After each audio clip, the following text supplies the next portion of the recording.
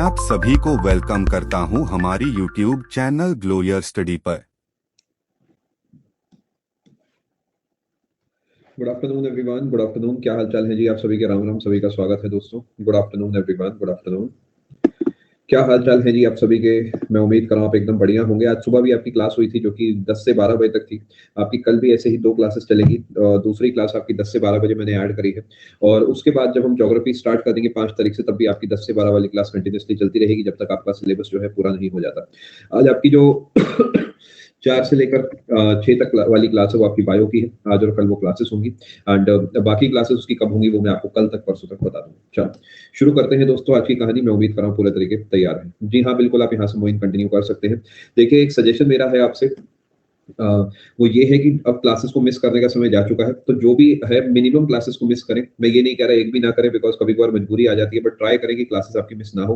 Because जो आप छूटेगी वो अगले अटेम्प्ट में ही आप अच्छे से लगा पाएंगे। ठीक है, शुरू करते हैं कहानी। डाउट क्लियरिंग सेशन आप अलग से तो भी मैंने आपके लिए नहीं रखा है। आप यहाँ पर कुछ डाउट्स भेज सकते हैं, मैं कोशिश करूंगा आपके डाउट्स लेने की। और साथ में अपन अकेडमी को भी अपने डाउट्स भेज सकते हैं, यहाँ से भी आपके डाउट्स क्लियर हो जाएंगे। क्वालिटी जो है वो स्टार्ट होगी आपकी ज्योग्राफी के बाद। ज्योग्राफी हम 5 तारीख से स्टार्ट करेंगे। चलो शुरू करते हैं। ठीक है जी, चलो। हमने पिछली क्लास के अंदर काफी सारी चीजों की बात करी थी। 3 round table conferences, Poona pact और इसके अलावा गांधी पैक्ट हमने डिस्कस कर लिया था। इस सेशन में मैं आपको सबसे पहले बरदौली सत्याग्रह के बारे में पढ़ाऊंगा, और उसके अलावा एक जो विवल प्लान है, शिमला कॉन्फ्रेंस, अगर आपने कभी सुना है, उसके बारे में हम डिस्कशन करेंगे। छोटे छोटे क्रिस्प टॉपिक्स हमारे हैं जो बचे हैं, इन्हें हम कवर करेंगे। उसके बाद हमारा मॉडर्न पैक हो जाएगा एंड उसके बाद हम जो एंशिएंट को स्टार्ट कर देंगे। चलो शुरू करते हैं। आप अपनी कॉपी में हेडिंग डालें, बरदौली सत्याग्रह।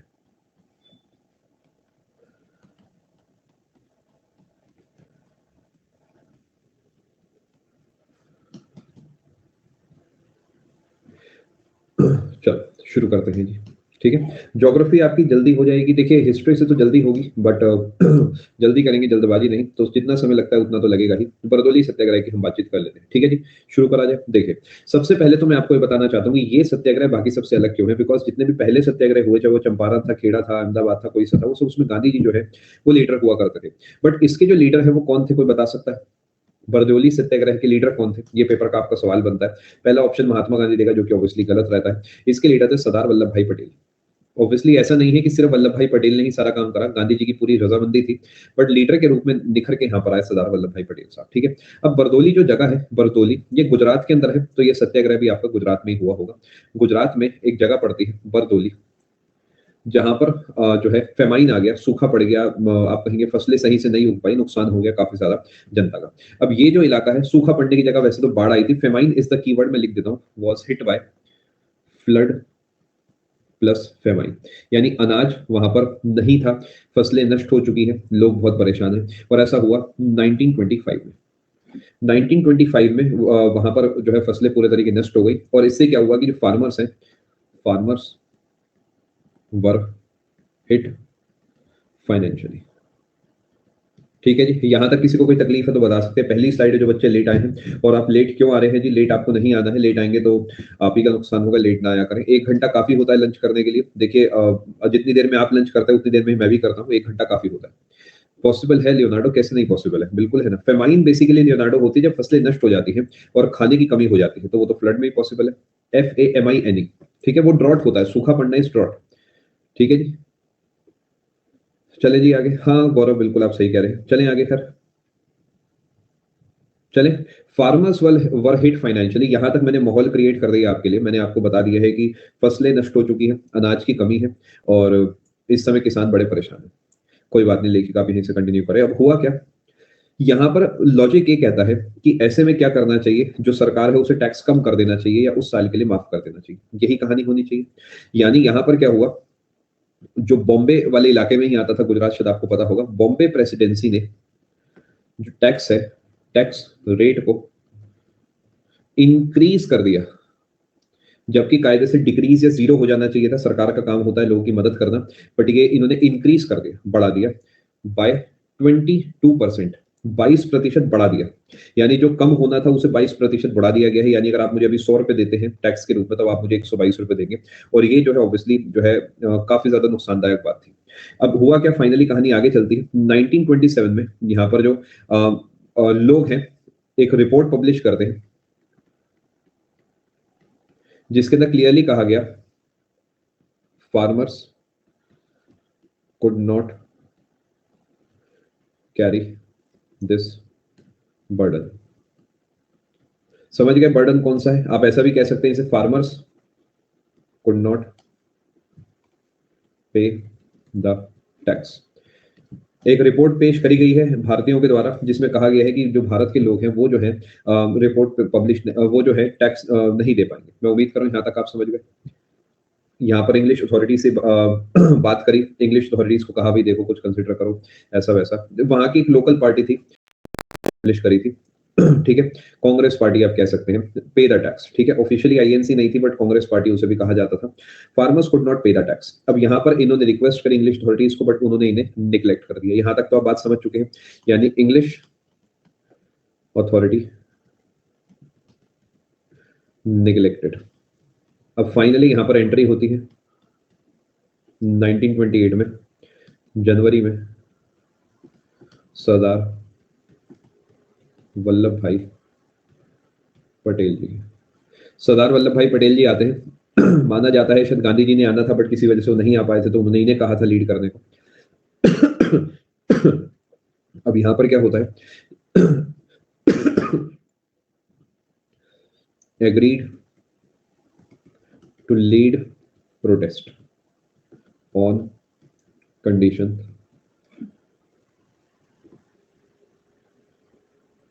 that farmers will support। यानी सभी लोग 100% तैयार हो तो मैं शुरू करूं वरना मैं ना करूं। समझ पा रहे हैं बात को? यानी मान लेते हैं कि आप सभी ने मुझे मिलकर कहा कि नहीं सर ये तो हमें करना ही चाहिए, for example so and so subject का सो एंड सो टॉपिक तो हमें पढ़ना ही चाहिए। तो मैंने कहा भाई अच्छा ठीक है मैं डिटेल में पढ़ा दूंगा, लेकिन फिर बदले में ये है कि आपको भी 100% उसमें पार्टिसिपेट करना होगा, फिर चाहे कितनी ही मुश्किल हो जाए। ऐसा ना हो कि तुम में से 10-20% लोग पे कर दो और उसके बाद जो बाकी 90% है वो गड्ढे में आ जाए। क्या बात को आप समझ पा रहे हैं? उन्होंने अच्छे से लोगों को जागरूक करा भी, अगर आप 10% लोग दे भी दोगे जो बड़े जमींदार है तो उससे आगे चल के आप ही को दिक्कत आएगी, बिकॉज कभी तो टैक्स इतना हो जाएगा जब आप भी देने योग्य नहीं बचोगे। तो लोगों ने जो है काफी अच्छा इन्हें रिस्पॉन्स दिया और ये भी इसके अंदर कहा इन्होंने कि हम नॉन वायलेंस के सहारे ही इस युद्ध को जीतेंगे, इस सत्याग्रह को हम जीतेंगे। क्या बात को आप समझ पा रहे हैं? नॉन वायलेंस भी होगा और आप सपोर्ट भी अपना विड्रॉ नहीं करोगे चाहे जो हो जाए। मैं उम्मीद कर रहा हूं यहां तक आप बात पूरे तरीके से समझ चुके हैं। अब उसके अलावा इन्होंने एक और बात यहां पर कही कि जो हमारे खिलाफ जाएगा उसे हम जो है सोशली बॉयकॉट कर देंगे अगर बैकआउट किया। लॉजिकल है जी, आज आप सपोर्ट कर रहे हो तो सोसाइटी आपको जो है बाद में आपसे बात नहीं करेगी। देखो अगर पीछे हट गए तो फिर गड़बड़ हो जाएगी। लॉजिकल है, अभी तक सारी चीजें बिल्कुल सही चल रही है। फटाफट नोट करें।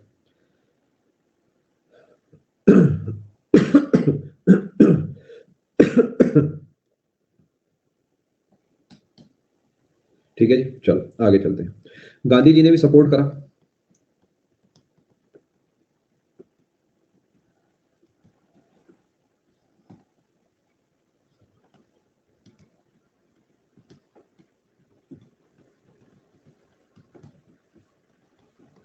यंग इंडिया मैगजीन हुआ करती थी जिसमें ये लिखते थे गांधी जी। तो गांधी जी का जो है पूरे तरीके सपोर्ट था यहाँ पे। ये आपको मैगजीन पता होनी चाहिए, यंग इंडिया मैगजीन में गांधी जी बरदोली सत्याग्रह के समय लिखते थे भारतीयों के सपोर्ट में। अब यहाँ पर सरदार वल्लभ भाई पटेल लिखा है, जहां पर भी आपको एसवीपी लिखा दिखे, सरदार वल्लभ भाई पटेल जी की बात हो रही है।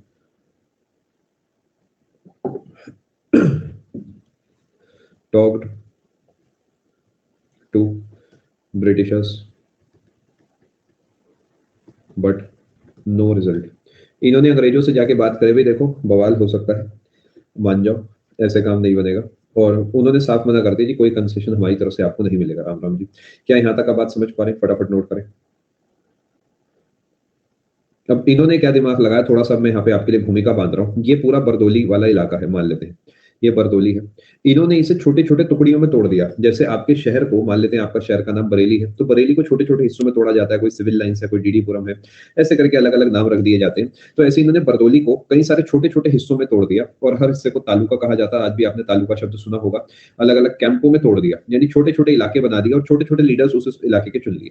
यानी अगर ये बरदोली है तो इसे ऐसे छोटे छोटे ऐसे पीसेस में इन्होंने तोड़ दिया जिससे कि अच्छे से चीजें मैनेज हो पाए और कहा भाई ये एक इलाका हो गया, ये एक इलाका हो गया। इस तरीके इन्होंने इसे काफी काफी सारे छोटे-छोटे हिस्सों में तोड़ दिया और इसके लिए बहुत सारे वॉलंटियर्स चुन लिए जो हर समय तैयार थे सरदार वल्लभ भाई पटेल जी को सपोर्ट करने के लिए। वॉलंटियर्स जो थे वो हिंदू, मुसलमान, सिख, ईसाई सब धर्मों के थे, पारसी-वारसी सब इसमें थे। कोई ऐसा नहीं है कि किसी एक ही धर्म के लोगों ने सपोर्ट करा। ठीक है जी? जी हाँ, बिल्कुल फटाफट यहाँ तक आप समझे। आगे चलते हैं। तालुका मतलब इलाका, अभी के लिए रक्षा तालुका कुछ नहीं, एक इलाका है बस और कुछ नहीं। अब इन्होंने क्या करा, वहाँ पर लोगों को जागरूक बनाने के लिए सड़क पे नुक्कड़ नाटक से लेकर न्यूज़ बुलेटिन्स तक सब कुछ पेश करा। लोगों को समझाया, स्पीचेस दी, अपनी तरफ से लोग पूरे तरीके तैयार हो गए कि हाँ भाई अब जो है हम यहाँ पर जीतेंगे। इतना ज़्यादा था कि डोर टू डोर कैंपेनिंग तक करी जाती थी, जो आज सिर्फ और सिर्फ इलेक्शन के लिए करी जाती है, ये भी करा जाता था। यानी हर घर पे जाके लोगों को समझाया जाता था, भाई देखो कितना ज़रूरी है, अगर आप नहीं सपोर्ट करोगे तो दिक्कत हो जाएगी। ठीक है? फटाफट नोट करें जी, आगे चलते हैं। लोगों को समझाया गया, पूरे तरीके भूमिका सेट है। ये जो वल्लभ भाई पटेल है, इनके नाम के आगे सरदार जो है, अभी अलग-अलग थ्योरी है, कोई किसी का कहता है, कोई किसी का कहता है। जनरली किताबें कहती हैं कि जो सरदार टाइटल है, ये इन्हें विमेन ने ही दिया था वहाँ की, बरदोली की, ड्यूरिंग बरदोली सत्याग्रह। सरदार का मतलब होता है लीडर, शायद आप जानते होंगे। एक सरदार सिखिज्म में जो सिखिज्म को मानते हैं वो भी सरदार होते हैं और इन जनरल जो सरदार का मतलब निकलता है वो निकलता है लीडर, जो लीड करता है किसी को। तो ये लीडर थे इसके, तो इसलिए इन्हें सरदार वल्लभ भाई पटेल के नाम से जाना गया। फटाफट नोट करें जी, आगे चलते हैं। लोग ओथ लेते थे, शपथ लेते थे और ये भी था कि अगर आप बाद में मुकरोगे तो आपको सोशली बॉयकॉट कर दिया जाएगा। जो भी नॉन एसेंशियल चीजें थी, सप्लाईज टू गवर्नमेंट ऑफिसेस, वो शट कर दी गई थी। यानी देखिए वहां पे जो भी आसपास थाना होगा, आसपास जो भी आप दारजी का मतलब हाँ दादाजी होता है, बिल्कुल सीनियर के लिए इस्तेमाल करा जाता है। जैसे आपने आयुष्मान मूवी में देखा होगा, जब भी मिट में जब वो वापसी आती है सफेद रंग की मर्सिडीज में करीना कपूर शाहिद कपूर के साथ, तो वो ये कहती है कि बाद में बात करेंगे, पहले दारजी से मिल लो। तो दारजी जो है उसमें दारा सिंह जी है, तो दारजी दादाजी को जनरली बोला जाता है। ठीक है जी, चलो आगे चलते हैं। नॉन एसेंशियल सप्लाईज जो है गवर्नमेंट ऑफिस को शट कर दी गई। इसका मतलब क्या है जी, देखिए कितना बढ़िया जो है दिमाग यहाँ पर है कि अगर वहां के अंग्रेजों को मेडिसिन चाहिए तो दे देंगे ना, क्या दिक्कत की बात है। लेकिन ऐसी चीज नहीं देंगे जिसके बिना उनका काम चल सकता है। जैसे आज आप देखोगे, जब कर्फ्यू लगता है, जब लॉकडाउन होता है, तो सरकार कहती है कि नॉन एसेंशियल चीजों को बंद कर दो, एसेंशियल चीजों को चलने दो। यानी यहाँ पर क्योंकि देखिए बनाते तो हम ही थे ना सब कुछ, हम अपनी तरफ से सब बनाते थे, अंग्रेजों से यूज करते थे, तो हमने सब तरीके की सप्लाई अंग्रेजों के लिए बंद कर दी एक्सेप्ट एसेंशियल सर्विसेज की। चलो वहां पर आप अपना थोड़ा सा एंजॉय करते हैं। ठीक है जी, यहाँ तक आप बात समझ पा रहे हैं।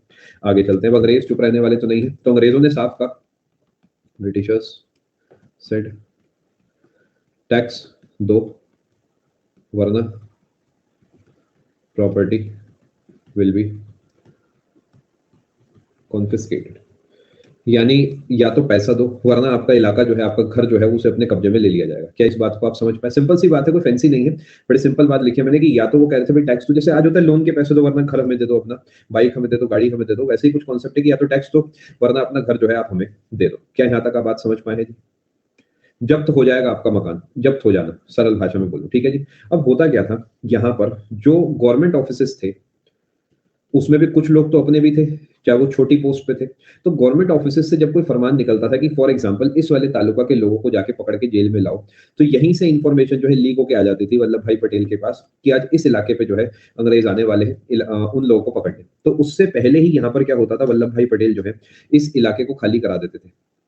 यानी उस इलाके में मकान तो दिखते थे, उसके अलावा कुछ नहीं दिखता था। यानी कोई होता ही नहीं था वहां पे। इतना सन्नाटा जो है भाई टाइप फीलिंग आती होगी इन्हें। यानी पूरे तरीके खाली होता था। अब कोई है ही नहीं तो कागज पे कौन साइन करेगा, अंग्रेजों वाले। तो इसका मतलब ये है कि यही सब चलता रहा, खेलबाजी, कोई मिलता ही नहीं था। और फाइनली ये अंग्रेज जो है दुखी हो गए इस बात से। क्या यहाँ तक आप बात समझ पाए? पूरा का पूरा गांव खाली हो जाता था, मतलब एक घर खाली नहीं होता, पूरा गांव खाली हो चुका है। यानी आप मान लेते हैं किसी कोई भी गांव सोचे जो आपके आसपास हो, उसमें आप गए हो और वहां पे कोई है ही नहीं, तो बड़ी कमाल की बात है। तो इससे क्या होता था कि ये बड़े दुखी हो गए थे और फाइनली जो है ये हुआ कि हाँ कुछ तो इसका सॉल्यूशन निकाला जाना है। हाँ, करण अर्जुन वाला जो एंड वाला सीन है, बिल्कुल आप सही कह रहे हैं। चलो मैं उम्मीद कर रहा हूँ यहाँ तक आप बात समझ पा रहे हैं। आगे चलते हैं। अब ये मूवमेंट भले ही लोकल एरिया में था, यानी छोटे से एरिया में था, बट इस मूवमेंट जो कि एक बहुत ही आप कहेंगे अलग टाइप का इनिशिएटिव था, इसे मिला नेशन वाइड अटेंशन। क्योंकि भैया कमाल की बात है, कुछ अलग ही हो गया है। तो यानी लोकल एरिया का मूवमेंट को मिल गया नेशन वाइड अटेंशन इतना ज्यादा कि आज देखिए हम करीब करीब 100 साल बाद भी इसे अपने सिलेबस में पढ़ते हैं। और फाइनली इससे क्या हुआ, नेक्स्ट पेज पे चलता हूँ, अफेक्ट्स यानी इसका क्या कंक्लूजन निकले। ब्रिटिशर्स, स्लाइड,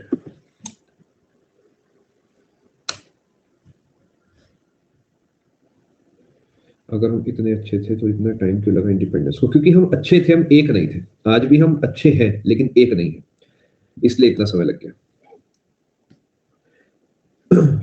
ब्रिटिशर्स, आज आप देखिए हम एक नहीं है, आप बहुत अच्छे हैं, मैं बहुत अच्छा हूं, लेकिन हो सकता है हम एक सोच ना रखते हो इस वजह से। ब्रिटिशर्स अपॉइंटेड या set up Maxwell Broomfield commission to look into the matter. सवाल डायरेक्ट आप समझ ही गए हैं, क्या बनेगा कि मैक्सवेल ब्रूमफील्ड कमीशन जो है वो किससे जुड़ी है, डायरेक्ट आंसर होगा बरदोली सत्याग्रह, सीधा गोली माफी के ही सवाल इससे बन सकता है। इसके बाद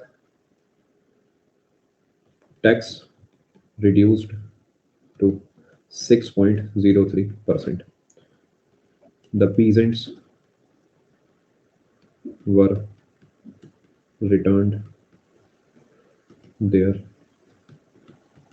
confiscated lands। जो इलाका जब्त हो गया था मेरा आपका, वो हमें वापसी दे दिया गया था। और सरदार वल्लभ भाई पटेल ये बन गए थे नेशनल लीडर। ये ऑब्वियस सी बात है, फटाफट नोट करें जी।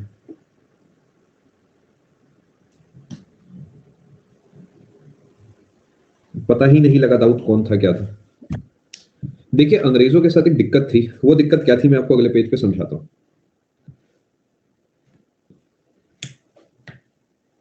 अगले पेज पे समझाता हूँ, थोड़ा समय दे। देखिए कहानी क्या है, थोड़ा ये ऐसा है, फैक्ट्री आपने देखी है कभी, मैंने फैक्ट्रियों को बहुत पास से देखा है, मैं बिजनेस फैमिली को बिलोंग करता हूँ। फैक्ट्री में क्या चलता है कि जो मोस्ट पावरफुल होता है वो एक या दो ही लोग होते हैं, जो सबसे ऊपर बैठे होते हैं, जिन पे पैसा होता है, जिन पे जमीन होती है, जिन पे मशीनें होती हैं, जिन पे सब कुछ होता है। और इनके साथ क्या है, यहाँ पर बहुत सारे लोग जुड़े होते हैं। अब वो अलग अलग डिपेंड करता है फैक्ट्री कितनी बड़ी है। मिनिमम अगर बात करो तो यहाँ पर कम से कम मैं कहूँ 10 लोग जुड़े मिनिमम, 10 से बहुत ज्यादा हो सकते हैं, 100 हो सकते हैं, 1000 हो सकते हैं, डिपेंड करता है कितनी बड़ी फैक्ट्री है। बेसिक लेवल पे चल रहा हूँ कि एक मालिक है और यहाँ पे 10 लोग इससे जुड़े हुए हैं, यही चलता है। अब इस मालिक को आप मान लो अंग्रेज और इन 10 लोगों को मान लो भारतीय, कि practically speaking he is the most powerful.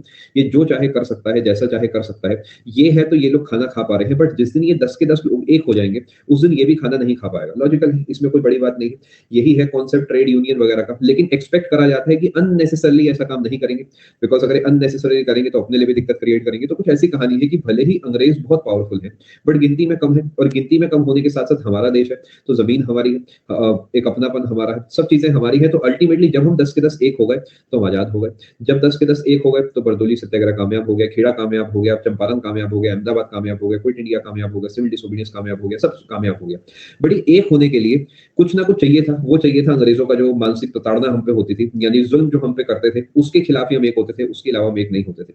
इसी वजह से ये सब जो मूवमेंट्स हैं, भले ही अंग्रेज कितने ही पावरफुल हो, ये उसके बाद भी कामयाब हो जाते हैं। क्या बात को आप समझ पा रहे हैं? ठीक है जी, चल आगे चलते हैं। देखिए कभी कभार क्या होता है, चीजें आपके प्लान के हिसाब से नहीं चलती। फॉर एग्जांपल आप में से बहुत सारे ऐसे बच्चे जिनका जमीन थी, जैसे मेरी जमीन हड़प ली थी अनामिका इन्होंने, तो 2 साल के बाद मुझे ही वापसी मिल गई। तो मैंने इसलिए यहाँ पे देयर शब्द का इस्तेमाल करा है, जिससे कि कंफ्यूजन ना हो। They are confiscated land, peasants जो उनकी उनकी रिस्पेक्टिव जमीनें थी वो उन्हें मिल गई। जैसे आपने बहुत बार सोचा होगा कि मैं जाऊंगा पहले अटेम्प्ट में पेपर को निकाल लूंगा, क्या ऐसा हर बच्चे का हो पाता है? नहीं हो पाता। क्यों नहीं हो पाता? नहीं पता सर, मैं तो अपनी तरफ से पढ़ के गया था, क्या पता क्यों नहीं हो पाया। तो ये जो देखिए कुछ चीजें ऐसी होती है जो आपकी प्लानिंग के हिसाब से नहीं चलती, बिकॉज चीजें डायनेमिक होती है। आपको समझना होगा कि आज जो आप हम बैठ के यहाँ बात कर पा रहे हैं, है ना, ये इस आजादी के चक्कर में ही है। तो एक चीज आप समझिए, मतलब ये कुछ ऐसा है कि हमारे पड़ोसी का मकान हमसे बढ़िया है और हम हर बार कहते हैं कि अरे यार बाबा आपने ऐसा क्या करा कि वैसा मकान नहीं बना। तो ये कुछ वैसा क्रिटिसिज्म है जो कि थ्योरेटिकली तो सही है, थ्योरेटिकली तो हम कब्जे में ना ही आते वो बेस्ट रहता है, बट प्रैक्टिकली ये थोड़ा सा गलत है। बिकॉज आज हम क्या करते हैं एज अ पर्सन, हमें एक पेपर निकालने के लिए कई साल लग जाते हैं। तो ये तो देश से अंग्रेजों को निकालने वाली बात है। सोचिए सब कुछ उनका, दिमाग उनका, पॉलिसी उनकी, पावर उनकी, हम गुलाम, तब हम आजाद हो गए, यही बहुत बड़ी बात है ना। तो इस तरीके सोचेंगे तो खुश रहेंगे, और अल्टीमेटली खुशी ही ढूंढनी है। अदरवाइज जिस दिन आप दुखी हो जाएंगे आजादी को लेकर, उस दिन तो जितनी लोगों की जाने गई, इन्होंने जो अपने बलिदान दिए वो सब बेकार हो जाएंगे। तो सजेशन ये, be proud of it, be proud of the fact that we are independent. आज हम बैठ के हम बात कर पा रहे हैं, बी प्राउड ऑफ इट। चलिए आगे कर दोस्तों, चलो मैं उम्मीद कर रहा हूँ बरदौली सत्याग्रह आप पूरे तरीके से समझ चुके हैं। अब मैं आपसे अगले टॉपिक की बात कर रहा हूँ। आप अपनी कॉपी में हेडिंग डालेंगे, Wavell plan and Shimla conference. ये एक ही टॉपिक है, एक साथ आप इसे लिख सकते हैं। मेरी क्लास से 1 बजे से लेकर 3 बजे तक चलेगी, फिर 4 बजे से लेकर 6 बजे तक होगी। ओहो हो, डाउट सेक्शन खुला रह गया है लग रहा है। ठीक है, आपने भेज दिया है तो मैं आपके डाउट्स लेने की पूरी कोशिश करूंगा। ठीक है जी, चलो आगे चलते हैं।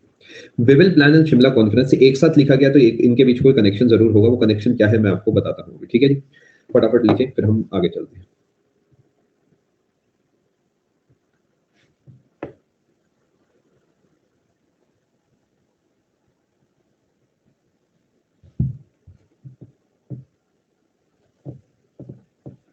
लिख लिया जी, चलो विवल प्लान क्या है इसकी थोड़ी सी हम बात करते हैं। आप में से कोई बता सकता है विवल क्यों कहा गया है? कोई साबुन का नाम है, क्या है? What is this विवल?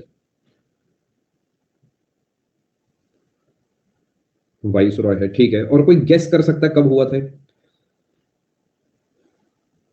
अच्छा, बहुत बढ़िया साइको, 1946 45। चलो मैं समझाता हूँ। देखिए सब, और एक और चीज मुझे बताओ, विवेल को कब वाइसरॉय चुना गया था? 4 बजे प्लस पे क्लास है बायोलॉजी की।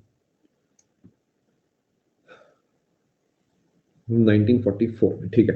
देखिए विवेल जो भाई हैं ये आए थे अपने देश में, और पहले से ही अपने देश में थे, इंडियन आर्मी वगैरह के चीफ रहे थे। आगे जाके इन्हें वाइसरॉय बना दिया गया था। विवेल प्लान जो है वो पेश करा गया था शिमला में। शिमला में एक मीटिंग हुई जिसे शिमला कॉन्फ्रेंस कहा जाता है, जिसके अंदर विवेल भाई ने एक प्लान पेश करा जिसे विवेल प्लान कहा जाता है। फर्क समझ गए क्या है? यानी शिमला नाम के इलाके में एक मीटिंग हुई जिसे शिमला कॉन्फ्रेंस कहा गया, और उसमें पेश करा गया विवेल प्लान। तो ये इसलिए मैंने एक साथ लिखे कि कल को आपसे किसी भी रूप में इसे पूछ सकता है। Wavell plan was presented at Shimla conference. ठीक है जी, कब पेश करा गया? 1945 में। सबसे पहला सबसे इंपॉर्टेंट सवाल तो यहीं पे बन जाता है, इस समय वाइसरॉय कौन थे? ऑब्वियसली जिसने पेश करा वो खुद ही वाइसरॉय है, नाम है लॉर्ड वेवन। देखिए क्विट इंडिया मूवमेंट के बाद की बात है, तो ये तो फाइनल है कि देश आजाद हो रहा है। अब सवाल ये कैसे आजाद हो रहा है, क्योंकि अभी तक कांग्रेस का कोई भी टारगेट नहीं था देश को अलग करने का, देश के दो टुकड़े बनाने का। अगर वो उस समय सक्सेसफुल हो जाते तो ना ही आज पाकिस्तान नाम की कोई चीज होती, ना ही बांग्लादेश नाम की कोई चीज होती, और सिलेबस थोड़ा सा और बढ़ जाता। बट उसके अलावा जो है काफी बढ़िया रहता, क्योंकि लाहौर घूमने जा सकते और ना जाने कहाँ कहाँ घूमने आप जा सकते होते, है ना। कराची बिस्किट जो है अपने को सच में कराची में खाने को मिल जाते। खैर कोई बात नहीं, चलो। वाइसरॉय जो है ये थे लॉर्ड वेवल, और इन्होंने एक प्लान पेश करा कि ये देश जो है अब आजाद कैसे कैसे होगा, और हम जो है यहाँ से अगर जाएंगे तो उसके बाद ये देश कैसे चलेगा। क्या बात को आप समझ पा रहे हैं? थोड़ा समझने की कोशिश करते हैं। अगर आपको इन शॉर्ट बताऊं तो दिस वाज अ फेलियर। ये पूरे तरीके फेल हुआ था। अभी दिस में दोनों बातें एक ही है ना जी। दिस वाज अ फेलियर, ये पूरे तरीके जो है फेलियर होता। समझने की कोशिश करते हैं कैसे, क्या क्या कहानी। देखिए मई 1945 में वेवल भाई जो है विजिटेड लंदन, और लंदन गया और अपने आइडियाज को पेश करा इन्होंने अंग्रेजों के सामने। विवेल भाई को काम दिया गया था कि बताओ जरा हमें कि किस तरीके जो है इस देश को खाली करने के बाद ये देश चलेगा। तो विवेल भाई ने अपना प्लान बनाया, उसे लंदन में जो जाके पेश करा सरकार के सामने। ठीक है जी, बात को आप समझ पा रहे हैं? ये जो पेश करा, visited London and presented a plan. ठीक है जी, और ये प्लान बनाया गया, और इस प्लान, ये बेसिकली प्लान ऑफ एक्शन है किस तरीके जो है देश अलग होगा। और इसे जो है basically this was made public, इसे पब्लिक के सामने रखा गया, भाई ऐसे ऐसे हम आगे जाके काम करेंगे। 14 जून 1945, 14 जून 1945 को पब्लिक के सामने रखा गया। फटाफट आप इसे नोट करें, फिर मैं अगले पेज पे चलता हूं दोस्तों। इन जनरल सारी पब्लिक, इंडिया यूके सब, अपने Indian public Satoshi, but in general सभी। अभी किसके द्वारा करा गया अगले पेज पे लिखता हूं, या यही लिख देता हूं। On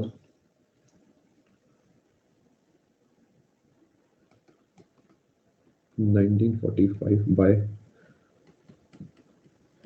L.S. Emery, the Secretary of State for India. जैसे वो नहीं हुआ करते थे मोहल्ले मिंटो में एक वाइसरॉय है, एक सेक्रेटरी है, मॉन्टेग्यू चेम्सफोर्ड में एक वाइसरॉय सेक्रेटरी है, ऐसे उस जमाने का जो सेक्रेटरी थे वो थे एल.एस. एमरी। और इन्होंने पब्लिक के सामने रखा, तो ये पब्लिक पूरी दुनिया है एक साथ, यानी भारत के आगे रखा गया इसके द्वारा। इन जनरल अंग्रेजों के सामने भी रखा गया। ठीक है जी, इसके अंदर प्लान था कि देश कैसे अलग होगा, देश कैसे आजाद होगा। अभी तक ये प्लान है। ठीक है जी, देखिए चलेगा सब कुछ कलश, कोई ऑप्शन नहीं है बेटा, चलाना पड़ेगा। बट मेक श्योर आप क्लासेस को लगाएं बस, क्योंकि पेपर में सवाल पूछे जाते हैं। अब प्लान में क्या था, वेवेल प्लान ने क्या प्रपोज करा था? सबसे पहले स्लाइड देखो भैया तुम, ठीक है। वाइसरॉयस executive council was to have all Indian members except Viceroy and Commander in Chief। Commander in chief जो होंगे और वाइसरॉय जो होंगे वो ब्रिटिश होंगे, इनके अलावा सबके सब भारतीय होंगे। यानी भारतीयों को काफी सारी पावर यहाँ पे दे दी गई है, बट फिर भी जो टॉप पोजीशन है वो अपने पास अभी रखने का इनका दावा है, अपनी तरफ से प्रस्ताव है। दूसरे नंबर पे the council was to have a balanced representation of all Indians, including Hindus, Muslims, Sikhs, depressed classes, etc। ठीक है, समझिए वही जैसे देखिए चलता है, जो चलता आ रहा था, हिंदू मुसलमान सिख जो पीछे रह गए हैं, पिछड़े वर्ग हैं, सबको मौका दिया जाएगा। जो काउंसिल बनेगी, यानी जो टॉप मोस्ट एक बहुत बड़ा एक ऑफिस इमेजिन करो जिसमें जो लोग आके बैठ के देश का फैसला लेंगे, उसके अंदर हिंदू मुस्लिम सिख ईसाई डिप्रेस क्लासेस सबके सब होंगे वहां पे। ठीक है, यहाँ तक आप समझ गए। अब यहाँ पर क्या करा गया, Muslims were given 6 out of 14 seats. 14 में से 14 सीटें होनी थी इस काउंसिल में, उसमें से 6 सीटें मुस्लिम्स को दी गई। और जो कि अगर आप परसेंटेज वाइज देखोगे तो ज्यादा है, क्योंकि उस समय Muslim population was 25% of the population of country, तो उसके हिसाब से 6 सीटें जो है काफी ज्यादा है। और फिर भी जो है 6 सीटें दी गई। ठीक है, क्योंकि आप जानते हैं कि उस पॉइंट पे मेन यही था कि देश अलग ना हो। फटाफट नोट करें जी, आगे चलते हैं।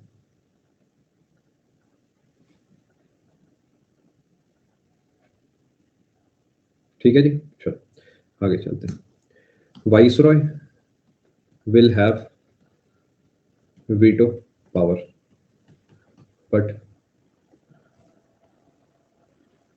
Will avoid using it. समझ गए, यानी थ्योरेटिकली वाइसरॉय के पास वीटो पावर होगी, बट वो उसे यूज नहीं करना चाहेगा। बेसिकली वो उसे मिनिमम यूज करेगा, अवॉइड करेगा यूज करने के लिए, लेकिन फिर भी पावर उसके पास होगी। ठीक है, जैसे कि आप यहाँ पर देख रहे हैं, अभी मैंने आपके लिए 2 पॉइंट बनाए हैं, 2 पॉइंट के बाद ये तीसरा पॉइंट हो गया हमारा, तीसरा पॉइंट है ये वाला। ठीक है जी, यानी जैसे हमारे देश में प्रधानमंत्री के पास पावर होती है या राष्ट्रपति के पास पावर होती है इमरजेंसी डिक्लेयर करने की, लेकिन आप नोटिस करेंगे वो इमरजेंसी डिक्लेयर नहीं करते जब तक बिल्कुल ही मतलब सर कलम होने वाली सिचुएशन ना आ जाए। यानी कोविड में फाइनेंशियल इमरजेंसी का जिक्र भी नहीं हुआ, जबकि हम बहुत ही बुरे हाल में थे, क्योंकि उन्हें पता है कि ये गलत है। तो यहाँ पर थ्योरेटिकली इनके पास वीटो पावर है, बट ये इसे अवॉइड करेंगे यूज करना। वीटो क्या होता है, यानी कहानी कुछ ऐसी है कि मान लेते हैं 10 लोग बैठे और एक मैं बैठूं, ये 10 के 10 लोग कुछ कहते हैं कि ऐसे होना चाहिए, फिर भी मेरे पास पावर होती है नहीं ऐसे नहीं होगा, ऐसे होगा।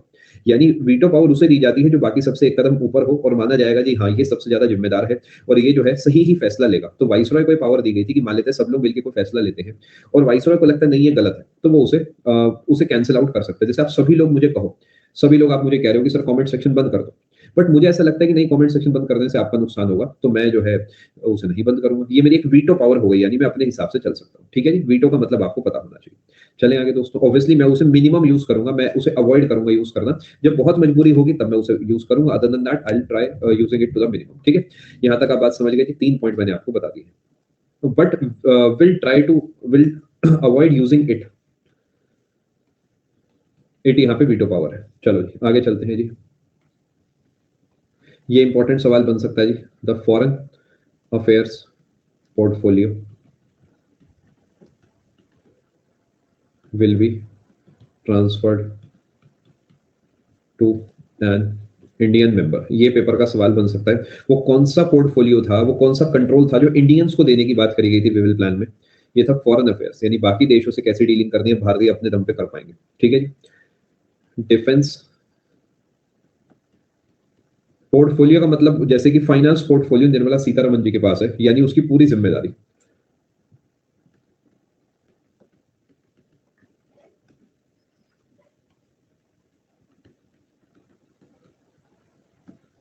डिपार्टमेंट बिल्कुल। क्या हो गया आज?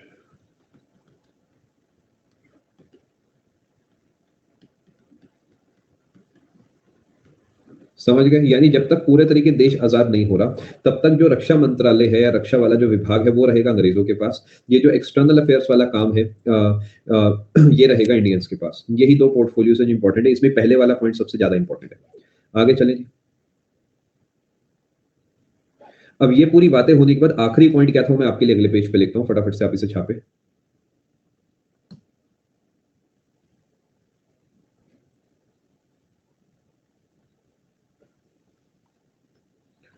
A conference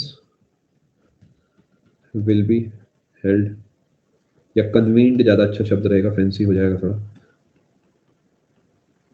by viceroy to get a list of all the, slide भी दिखा देता हूँ, आप थोड़ा सा स्पेस छोड़ के इसे लिखें।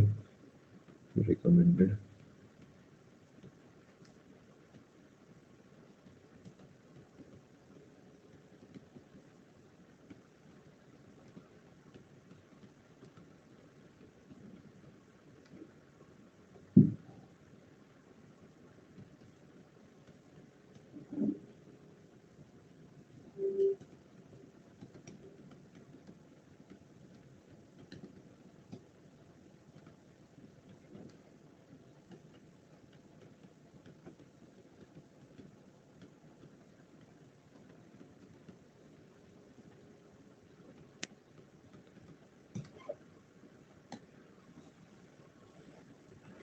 समझ पाए या नहीं समझ पाए? नहीं समझ पाए तो मुझे बताओ। वाइसरॉय भाई ने कहा कि देखो बात कुछ ऐसी है, नहीं समझ पाए तो मैं साथ साथ समझाता हूँ।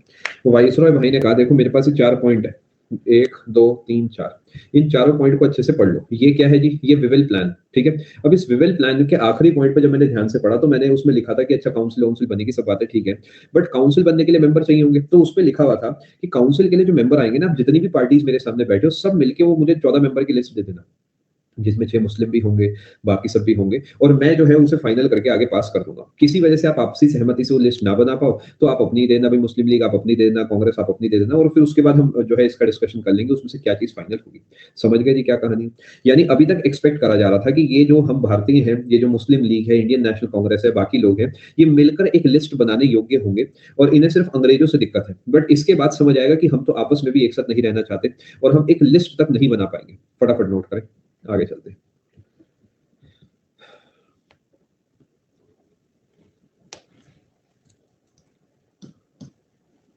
सब बताऊंगा बेटा, सब बताऊंगा, चिंता क्यों करते हो।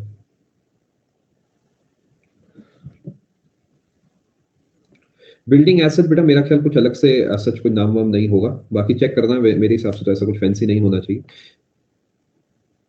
स्लाइड आप देखो जी। शिमला में बुलाया गया था।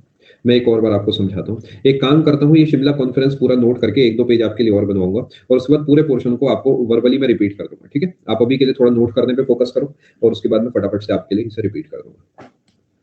चलिए आगे।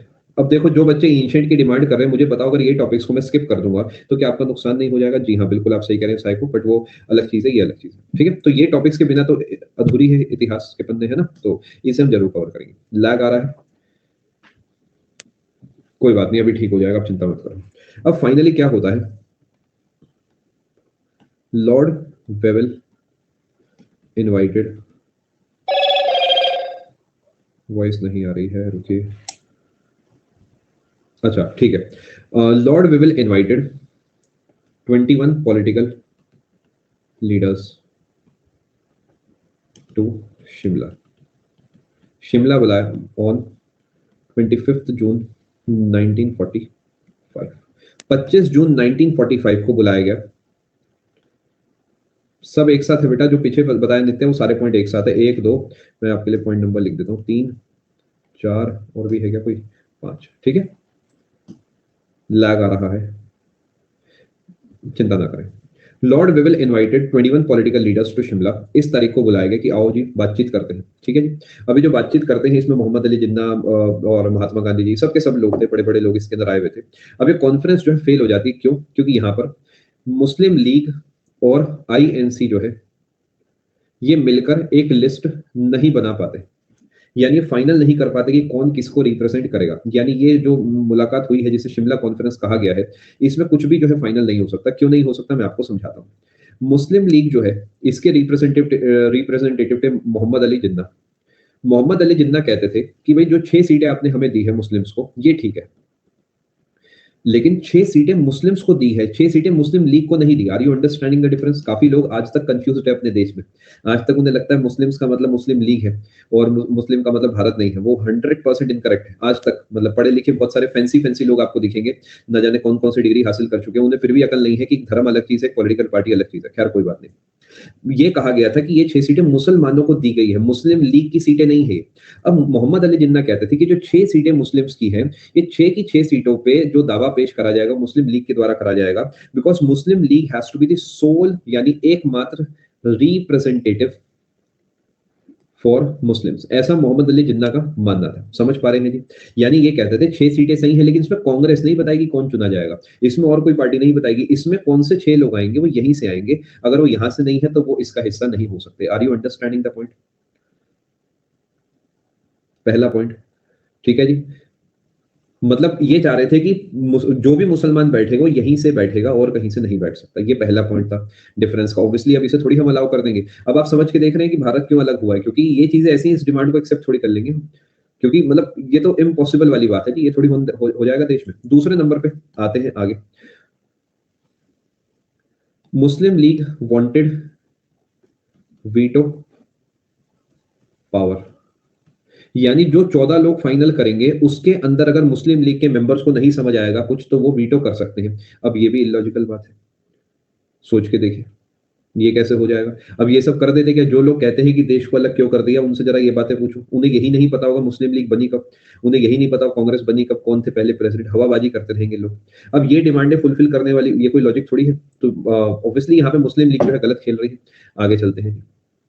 क्या यहाँ तक आप बात समझ पा रहे हैं? कांग्रेस ने ऑब्वियसली इन दोनों पॉइंट्स को जो है मना कर दिया, भाई ये चीज एक्सेप्ट नहीं हो पाएगी। अब उसके बाद क्या हुआ, Mohammad Ali Jinnah refused to give the names to the council. Logic समझ गए? बहुत सारे लोग थे, महात्मा गांधी जी भी गए थे, कई सारे बड़े बड़े लोग गए थे।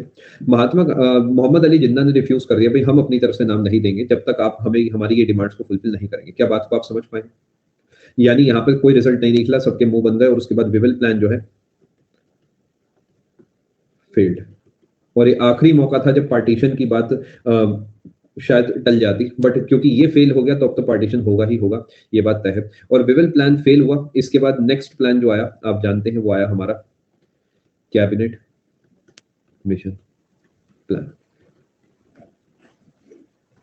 ठीक है जी, 1946 में ये आ गया। तो मैं उम्मीद कर रहा हूँ कनेक्शन सब बनने लग गए होंगे।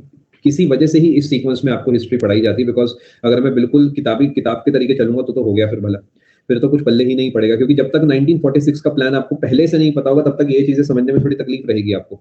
जब तक आपको विविल के बारे में नहीं पता होगा तब तक ये सब चीजें आप नहीं समझ पाओगे। तो इसलिए पहले वाइस रॉयज, गवर्नर जनरल्स पढ़ाए जाते हैं, आईएनसी के सेशंस पढ़ाए जाते हैं, थोड़ा सा इंट्रोड्यूस कराया जाता है पॉइंट्स, और उसके बाद फाइनली उन टॉपिक्स को डिटेल में जो है समझाया जाता है।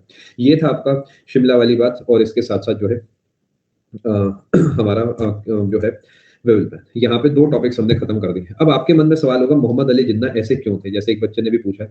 ये सवाल मेरे मन में भी है ना। अब देखिए है क्या, एक छोटी सी बात। अब आप इस बात को समझिए कि बहुत देखिए हम जब पढ़ते हैं तो हम अपने पॉइंट ऑफ व्यू पे पढ़ते हैं। ये बात वो इंसान समझ पाएगा जो सच में मैच्योर है।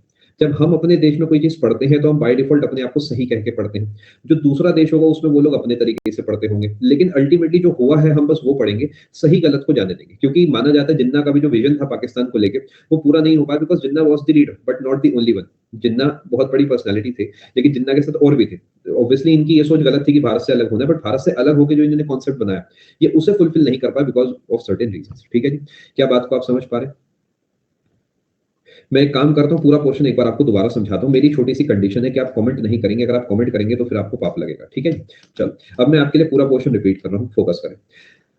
लॉर्ड वेवल नाम की एक पर्सनैलिटी थी जो भारत में आई और उसे भेजा गया बताने के लिए कि बताओ हम जब इस देश को खाली करेंगे तो देश कैसे चलेगा। उसने कहा ठीक है कोई बात नहीं, मैं तनख्वाह चालू करो, ये सब मैं देख लूंगा। अब उसके बाद क्या होता है कि वेवल प्लान जो है ये अपने पास से कॉपी पेन पे नोट्स वगैरह बना के जाता है और उसके बाद जो है लंदन पहुंच जाता है। कह रहे यार तुम क्या कर रहे हो, तुम यहाँ आ गए, तुम्हें बड़ा शौक है घूमने का लंदन।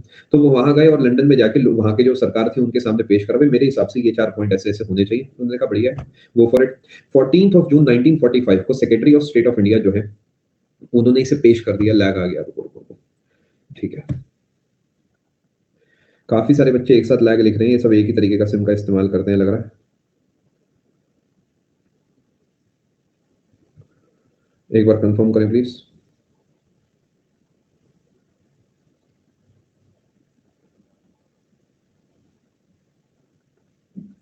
सब सही है, चलो। कभी कभार क्या होता है जैसे आपने एक ही सिम यूज करो सभी के सिम में एक साथ दिक्कत आती है, ऐसा होता होगा, खैर कोई बात नहीं। वाइसरॉय जो है लॉर्ड विविल नाम के एक हैं और चलिए ठीक है, मैं उम्मीद कर रहा हूँ लॉर्ड विविल नाम के वाइसरॉय हैं और इन्होंने एक प्लान बनाया है और लंदन लेके उसे पहुंच गए हैं। लंदन में इस प्लान को डिस्कस करा गया ब्रिटिश गवर्नमेंट के द्वारा। 14 जून 1945 को इसे एलएस एमरी नाम के एक इंसान थे जो उस समय सेक्रेटरी ऑफ स्टेट हुआ करते थे, इन्होंने जो देश के सामने रखा वो देश हमारा उनका कोई सा भी हो सकता है। इस प्लान के अंदर वाइसरॉय भाई ने बताया, यानी विवेल ने बताया कि सबसे पहले तो एक एग्जीक्यूटिव काउंसिल होगा जो कि जो है फैसले लेगा सारे के सारे, और उसके अंदर वाइसरॉय कमांडर इन चीफ जो है ये तो होंगे ब्रिटिशर और बाकी सभी सीटें जो है इंडियन संभालेंगे। और इंडियन संभालेंगे तो ऑब्वियसली कोई नाम चाहिए क्योंकि बहुत बड़ा काउंसिल तो बनना नहीं है, गिने चुने लोग वहां पे चुने जाने हैं, तो बाकी सब मिलकर बताएंगे जी कि वहां पर कौन जाके बैठे। ठीक है जी। अब वाइसरॉय जो है उसने ये भी कहा कि जो काउंसिल है ना इसमें बराबर का रिप्रेजेंटेशन होगा, यानी इसमें हिंदू की सीटें भी होंगी, मुसलमानों की भी होंगी, डिप्रेस क्लासेस की भी होगी, सिखों की भी होगी, सभी की सीटें होंगी जिससे कि बढ़िया तरीके जो है देश को अलग करा जा देश को जो आजाद करा जा सके। मुस्लिम्स भले उस समय 25% ऑफ द पॉपुलेशन थे बट उन्हें जो है यहाँ पर 6 सीटें दी गई थी आउट ऑफ 14 सीट्स। उसके बाद viceroy will have veto power, ये मैंने आपको बता दिया। वाइसरॉय भले ही एक ब्रिटिशर है लेकिन उसके पास वीटो पावर होगी, बट हाँ ये भी कहा गया कि वो इस्तेमाल तब तक ही करेगा जब तक बहुत जरूरी उसे न लगे। फॉरेन अफेयर्स का जो पोर्टफोलियो है वो इंडियंस को दिया जाएगा और डिफेंस जो है अंग्रेजों के पास ही रखा जाएगा जब तक देश आजाद नहीं होता। अब इसके अंदर ये भी कहा गया कि चलो ये सारी बातें ठीक है, वो काउंसिल की जो लिस्ट बनानी है वो कब तक दोगे, तो हमने कहा थोड़ा टाइम लगेगा, तो उन्होंने कहा फिर एक काम करते हैं शिमला में मुलाकात करते हैं कुछ समय के बाद और वहां पर आप मुझे लिस्ट ला के देना। ये इंडियंस को एक साथ कह रहा है, ये मुस्लिम लीग को अलग से या कांग्रेस को अलग से नहीं कह रहा, ये भारतीयों को एक साथ कह रहा है कि अगर आप गलती से भी लिस्ट ना बना पाए तो उस केस में आप अलग अलग अपनी लिस्ट ले आना, एक साथ बना दोगे तो बेस्ट रहेगा। फाइनली शिमला में मुलाकात होती है और शिमला में लोग जाते हैं, अपना भुट्टा भुट्टा खाते हैं और उसके बाद मीटिंग करने बैठते हैं। 25 जून 1945 को मुलाकात होती है। मुस्लिम लीग और आईएनसी एक फाइनल लिस्ट बनाने में आप कहेंगे कामयाब नहीं होती और मुस्लिम लीग की तरफ से मोहम्मद अली जिन्ना कहते हैं कि जो 6 सीटें आपने दी है ये मुस्लिम्स को जो सीटें दी है मुस्लिम लीग को सीटें दो, बिकॉज मेरा मानना यह है कि एक मुस्लिम लीग ही ऐसी है जो मुस्लिम को रिप्रेजेंट कर सकती है, कांग्रेस अपनी तरफ से यहाँ पे कोई भी रिकमेंडेशन नहीं दे सकती। दूसरे नंबर पे इसने कहा भी मुझे वीटो पावर भी चाहिए होगी, बिकॉज अगर कोई भी ऐसा फैसला होता है जो मुसलमानों के खिलाफ है तो मैं उसे पूरे तरीके खारिज करने की कैपेसिटी रखना होना चाहिए। एमए जिन्ना यानी मोहम्मद अली जिन्ना ने नाम देने को मना कर दिया, कांग्रेस ने इन बातों का एग्री नहीं करा और विवेल प्लान फेल हो गया और अगले साल जो एक नया प्लान आ गया जिसे कैबिनेट मिशन प्लान बोला गया 1946 में, जिसके तहत भारत और पाकिस्तान दो अलग अलग देश बन जाएंगे। क्या यहाँ तक आप बात समझ पाए दोस्तों? दो टॉपिक्स हमने यहाँ पे पूरे करे हैं जिसमें एक हमने बरदोली सत्याग्रह कवर करा है और दूसरे नंबर पे जो है हमने यहाँ पर शिमला कॉन्फ्रेंस और विवेल प्लान कवर करा है। ठीक है, 1 घंटा हो चुका है, अब आपका ब्रेक का समय आ चुका है और आप सेशन में बना रहे। 2 से 3 मिनट में आपसे मुलाकात करता हूँ मैं। क्वेश्चन टैब में आपके लिए खोल देता हूं, लेकिन वादा बिल्कुल भी नहीं है बेटा कितने डाउट्स ले पाऊंगा कितने नहीं ले पाऊंगा, है ना। अब जो है आपको 2 मिनट का ब्रेक दे रहा हूं जिसमें आपकी चैट बॉक्स को मैं ऑफ कर रहा हूं और आप लोग सेशन में प्लीज बने रहें। रुकिए, चलिए आप सेशन में बने रहें।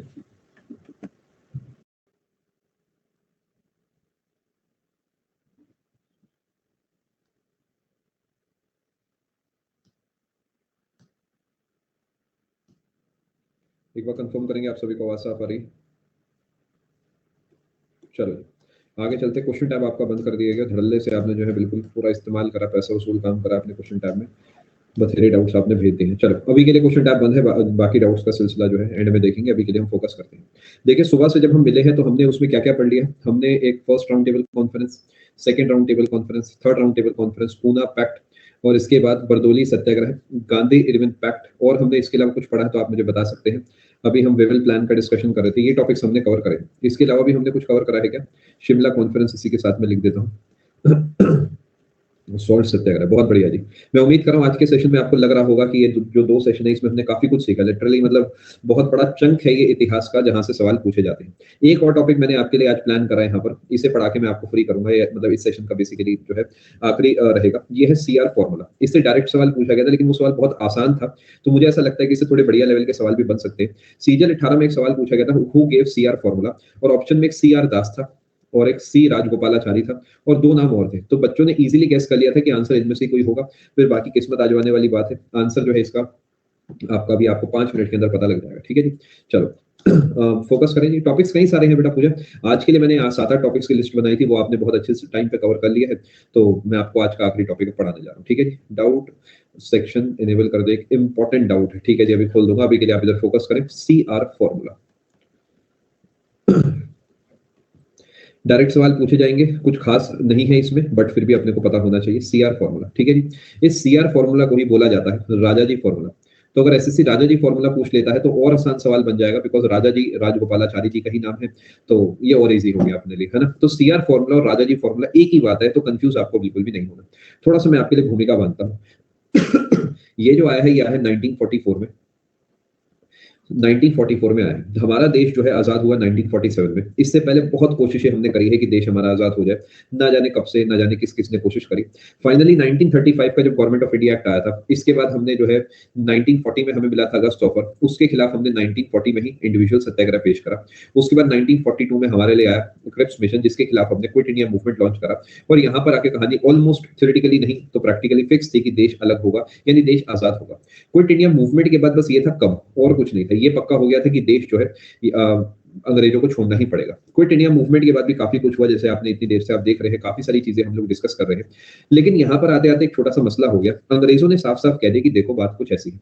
ब्रिटिशर्स ने कहा, और उस समय जो है Lord Lin Lithgow,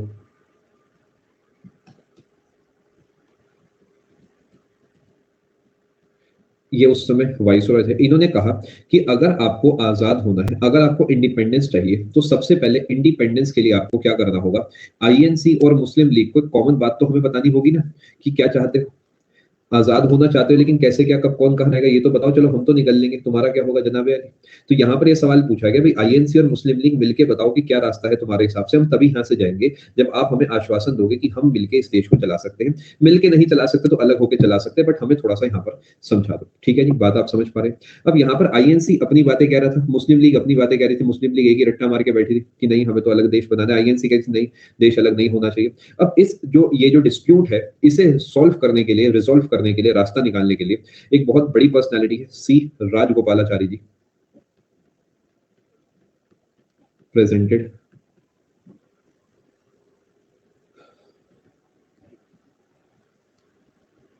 set of plans, और ये सेट ऑफ प्लान्स को ही कहा गया सी आर फॉर्मूला। 90% चांसेस है कि जो पेपर सवाल पूछेगा सीआर फॉर्मूला से, वो इसी पेज से पूछेगा। इसके आगे जो भी बताया जाएगा उससे पूछे जाने के चांसेस ना के बराबर है, लेकिन फिर भी हम इसे अच्छे से डिस्कस करेंगे।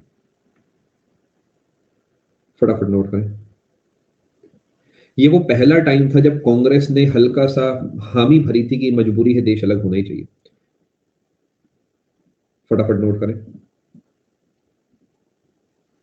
देखिए ये जो बात कही गई है लॉर्ड लिथ, देखिए रुके रुके मैं आपको फर्क समझाता हूँ, तभी मैं जो है ये नाम साथ में नहीं लिखता, बच्चे कंफ्यूज हो जाते हैं। लॉर्ड लिन लिथगो के समय ब्रिटिशर्स ने कहा था कि इंडिपेंडेंस चाहिए तो आपस में चीजों को सॉल्व कर लो। ठीक है? तो मैं इसे हटा देता हूं, ये ना हो ज्यादा ज्ञान आपको नुकसान दे दे। ये मैं आपको फिर बता देता हूं। ब्रिटिशर्स ने सेकेंड वर्ल्ड वॉर में लॉर्ड लिन लिथगो जब वाइसरॉय था तब कहा था कि आजाद तब करेंगे जब तुम दोनों अपने डिफरेंसेस को सॉर्ट कर लोगे। समझ पाए? वो डिफरेंसेस थे कि मुस्लिम लीग अपनी कहानी कहता था कि मुझे अलग देश बनाना है, आईएनसी अपनी कहानी कहता था कि मुझे अलग देश नहीं बनाना है। क्या बात को आप समझ पाए? रूप आपको समझ आ गया या फिर अभय आपको समझ आ गया? देखिए कोई कंफ्यूजन नहीं होना चाहिए। I hope you understand. मैं वाइसरॉय साथ में क्यों नहीं पढ़ा था, बिकॉज फिर मिक्सअप हो जाएगा आपके लिए। चलो आगे चलते हैं। सी राजगोपालाचारी ने प्रेजेंट करा सेट ऑफ प्लान्स, और उसे सीआर फॉर्मूला कहा गया। अब हम बात कर लेते हैं क्या है proposals of CR formula. CR formula में क्या क्या प्रपोजल थे राजगोपालाचारी जी के द्वारा? ठीक है, सबसे पहला मुस्लिम लीग प्लस आईएनसी डिमांड करेगी इंडिपेंडेंस। लॉजिकल बात है, कुछ खास नई बात नहीं है भाई, आपस में तुम बाद में लड़ना, कम से कम पहले आजादी तो ले लो, आजाद होके लड़ते रहना। दूसरे नंबर पे मुस्लिम लीग प्लस आईएनसी जो है कॉपरेट करेगी एंड फॉर्म करेगी provisional government at the centre. यानी अंग्रेजों की गद्दी जो खाली हुई है उस पे मुस्लिम लीग और आईएनसी मिलकर उसे संभालने की कोशिश करेगी, जैसे अंग्रेज मिलकर पूरे इलाके को संभाल रहे हैं। ठीक है जी, ये तब तक की बात है जब तक अंग्रेज जो है यहाँ पे है, अंग्रेज अब जा चुके हैं, यहाँ तक किसी को कोई तकलीफ तो बता सकते हैं। यानी अंग्रेज को हटाकर वहां पर ये दोनों मिलकर किसी को बैठा देंगे। अब इसके बाद क्या होगा जी, आफ्टर वर्ल्ड वॉर टू, यानी जब वर्ल्ड वॉर टू खत्म होगा, कभी तो खत्म होगा, 1945 का है तो पता ही था कि अंत होना है। A commission will be appointed या मेड इंटरेस्टेड, जो भी आप कहना चाहें। इसका टास्क होगा डिमार्केट मुस्लिम मेजॉरिटी एरियाज। ठीक है जी, बता दो जी कहां कहां पे मुस्लिम्स हैं, समझ पा रहे हैं? मुस्लिम लीग की डिमांड हल्की हल्की माने जाने लगी है। Provisional government at the centre लिखा है हर्ष भाई, मुस्लिम लीग कहती है हम मुस्लिम्स के रिप्रेजेंटेटिव है। तो सीआर फॉर्मूला में राजा जी ने कहा कि एक काम करो, देख लेते हैं कौन कौन से एरिया मुसलमानों के, उन एरिया को चुन लो और वहां पर क्या करो, करा दो वोटिंग, प्लेबिसाइट जिसे बोलते हैं, और वोटिंग करा के डिसाइड कर लो कि क्या करना चाहिए। वोटिंग वहां पे करा लो, फिर उनसे पूछ लो कि दो देश बनाने हैं या एक देश बनाना है। ये तो लॉजिकल है, बिल्कुल समझदारी वाली बात है। यानी इन्होंने कहा मुस्लिम एरिया चुन लो, आप कहते हो कि आप मुस्लिम्स के रिप्रेजेंटेटिव हो, ठीक है कोई दिक्कत नहीं है, बता दो ये 5 इलाके ऐसे जो मुसलमानों के हैं, वहां पर क्या करो कि सभी लोगों को कहो वोट डाले। यानी वोटिंग तो ऑल लोग करेंगे ना, ऑल पीपल करेंगे भाई, मेजोरिटी है, एब्सोल्यूट मेजोरिटी तो नहीं है। यानी हो सकता है वहां पे 60% मुसलमान हो, 40% सिख हो, 60% मुसलमान हो, 30% हिंदू हो, 10% सिख हो या पारसी हो। तो वहां पर यह है कि मुस्लिम मेजोरिटी एरिया में वोटिंग करा दो, और वोटिंग करा दो, और उसके बाद क्या है जी, उनसे ही पूछ लो कि उन्हें पाकिस्तान चाहिए या नहीं चाहिए। क्या इस पेज को आप समझ पा रहे हैं? आगे चलते हैं जी, और ये सारी बातें तब होंगी, the above terms will be applicable only after India, यहाँ पे इंडिया का मतलब इंडिया प्लस पाकिस्तान वाला है, गेन्स कंप्लीट इंडिपेंडेंस। यानी ये तभी होगा जब पूरे तरीके आजाद हो जाएंगे, उससे पहले कुछ भी नहीं होगा। ठीक है जी, ये लिखा world war two, after world war two एक कमीशन सेटअप होगी जिसके तहत ये सारे काम होंगे। क्या यहाँ तक आप बात समझ रहे हो? सीम्स लॉजिकल, कोई दिक्कत नहीं है भाई। आपको लगता है आप मेरे रिप्रेजेंटेटिव हो तो मुझसे पूछ लो, अगर मैं कहूंगा दो देश तो दो देश, मैं कहूंगा एक देश तो एक देश, क्या दिक्कत की बात है? आगे चलते हैं जी, ठीक है। अब हुआ क्या, कंक्लूजन, सीआर फॉर्मूला। ठीक है जी, मुलाकात हुई इनकी, बैठ के सारी बातचीत जो है चली, और 1944 में महात्मा गांधी जी और जिन्ना जो है आपस में मुलाकात करते हैं सीआर फॉर्मूला के बेसिस पे। महात्मा गांधी जी प्लस मोहम्मद अली जिन्ना जो है मिलते हैं, मिट आपस में इनकी बातचीत होती है। ठीक है, जिन्ना रिजेक्टेड। ठीक है, अब जिन्ना डिमांड्स, जिन्ना की जो डिमांड्स थी उनकी अब थोड़ी सी बात कर लेते हैं कि उन्होंने रिजेक्ट करा तो ऐसे तो नहीं करा होगा, नहीं, रीजंस बताए होंगे कुछ ना कुछ। So first point is about independence right. So first part independence के बाद एब्सर्ड है, मैं देख लेता हूँ। देखिए सीआर फॉर्मूला पे अगर सतोशी बात तय होती है, मान लेते हैं आज हमने आपस में डील कर लिया, तो आज से लेकर आजादी तक तो हम इस बात को लागू कराने की कोशिश करेंगे। ठीक है, उसके बाद इस तरीके हम अपने देश को आजाद कराएंगे। आप ये कह रहे हैं कि सर आखिरी बात पे लिखा है कि पहला पॉइंट तब वैलिड होगा जब हम आजाद हो जाएंगे, ये आप कहना चाह रहे हैं? हाँ देखिए, फ्रेमिंग में आप भले ही कह सकते हैं, बाकी मुद्दे की बात मैंने आपको समझा दी। ठीक है, यहाँ पे अबव टर्म्स में आप पॉइंट नंबर 2 और 3 मान सकते हैं। ठीक है, ये चलेगा, पॉइंट 2 और 3 मान सकते हैं अबव टर्म्स में। चले दोस्तों आगे, एमजी और एमए कौन है? एमजी महात्मा गांधी जी हैं, एमए मतलब मोहम्मद अली जिन्ना है। ऐसी बातें मत किया करो, इस उम्र में मुझे टेंशन दोगे तुम। महात्मा गांधी है और मोहम्मद अली जिन्ना है। चले आगे, इतना तो आतिफ असलम को भी आ गया है। वो भी कहता है हाँ सीखा मैंने जीना जीना, और तुम कह रहे हो तुम्हें नहीं पता कौन है जिन्ना। कमाल है, बताओ यार, इतनी देर हो गई पढ़ाते हुए। जिन्ना रिजेक्टेड दीज थिंग्स, जिन्ना ने जो है इसे रिजेक्ट कर दिया पूरे तरीके। अब जिन्ना भाई की यानी जिन्ना जी की क्या डिमांड्स थी मैं आपको वो बताता हूँ। सबसे पहले वो कहते थे INC should accept two nation theory. Rajagopalachari ji कह रहे थे कि अगर यहाँ पे मुस्लिम मेजोरिटी एरिया में भी वो एक ही देश की बात करते हैं तो हम एक ही देश में कुछ पावर्स आपको दे देंगे, कुछ पावर हम रख लेंगे। बट इन्होंने कहा नहीं, पहले से ही कहो कि दो देश तो बनेंगे ही बनेंगे। अब दो देश बनेंगे तो वोटिंग क्या कद्दू के लिए कराएंगे? फिर वोटिंग किस बात की होगी? तो ऑब्वियसली ये भी गलत हो गया, ये भी गलत हो गया, तो फिर क्या फायदा हुआ सीआर फॉर्मूला का? तो ये भी इलॉजिकल है। अब देखो, पहला पॉइंट बोलने के बाद दूसरे दूसरे पॉइंट का कोई यूज नहीं है, फिर भी देखते हैं जरा क्या कहना चाहते हैं। ये कहते हैं कि जो मुस्लिम मेजोरिटी एरिया है, एरियाज, इसमें only Muslim population will vote. यानी यहां पे अगर मान लेते हैं कि ऐसा इलाका जिसमें 70% मुसलमान है, तो सिर्फ वो 70% लोग ही वोट डालेंगे और वो बताएंगे जी अलग देश बनना है या नहीं बनना है। ठीक है जी। तीसरे नंबर पे कॉमन सेंटर नहीं होगा। तीनों बातें सेम है, आप अगर नोटिस कर पा रहे हैं तो तीनों बातों में कुछ भी ऐसा फैंसी नहीं है, सब बातें सेम है। टू नेशन थ्योरी से ही बाकी दो बातें जुड़ी हैं, बट लिखना जो है मेरे हिसाब से जरूरी है, क्योंकि पेपर में इसे पहचानने में आपको थोड़ी आसानी हो जाती है। उसके अलावा ये भी कह रहे थे कि जब अंग्रेज जाएंगे उससे पहले ही हमें जो है दो देश बनाने हो। Common centre for a single government नित्या, यानी इंडिया प्लस पाकिस्तान एक ही जगह से राज करेगी। ऑब्वियसली जब वो टू नेशन थ्योरी कह रहे हैं तो वो भी लॉजिकल हो जाएगा। यानी इसी बात को ऐसे लिखा गया और इसी बात को ऐसे लिखा गया। ठीक है जी, आगे चलते हैं, चले आगे। देखिए, जो हिंदू वर्सेस मुस्लिम है, अगर ये है तो ये हमने ही स्टार्ट करा है और हम ही इसे पालते हैं। किसी ने कुछ स्टार्ट नहीं करा। जैसे वो एक इंसान है, ऐसे हम भी एक इंसान है ना, उस पे भी वही 1400 ग्राम का दिमाग में, हम पे भी 1400 ग्राम का दिमाग है। किसी ने स्टार्ट करा वो इंपॉर्टेंट नहीं है, कौन कर रहा है ये बहुत इंपॉर्टेंट है।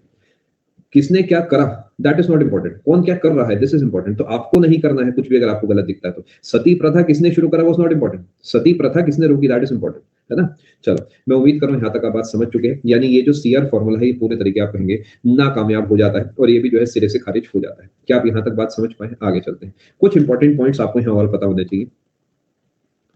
जो सिख है ऑल्सो अपोज्ड। क्यों? अब यहां पर आपको समझना होगा, कुछ भी कंक्लूजन्स ड्रॉ करने से पहले आपको समझना होगा क्योंकि सिख क्यों मना करते थे। बिकॉज सिख जो है बहुत सारे इलाके में फैले थे पंजाब में, लेकिन अगर आप पंजाब में अलग अलग प्रांतों को ध्यान से देखोगे तो किसी भी प्रांत में यानी अधिकतर प्रांत में ये मेजोरिटी में नहीं थे। यानी पॉपुलेशन वाइज ये बहुत है लेकिन मेजोरिटी वाइज नहीं है। एग्जाम्पल के तौर पर आपके रूम के अंदर परफ्यूम की खुशबू तो बहुत है, लेकिन परफ्यूम को अगर आप इकट्ठा करोगे, समझ पा रहे हैं क्या मैं आपको समझाना चाह रहा हूँ? यानी सूंघने में आपको बहुत सारा परफ्यूम दिख रहा है क्योंकि परफ्यूम है, लेकिन majority of that gas is not perfume. आपके आसपास बहुत सारी ऑक्सीजन है but that is not the majority of the gas, nitrogen he majority में। यानी यहाँ पर सिख जो है मेजोरिटी में नहीं थे, जिसकी वजह से इन्हें लगता था कि अगर यहाँ पे वोटिंग हो गई तो हमारा तो पॉइंट ऑफ व्यू रखा ही नहीं जाएगा। आई होप आप बात को समझ पा रहे हैं।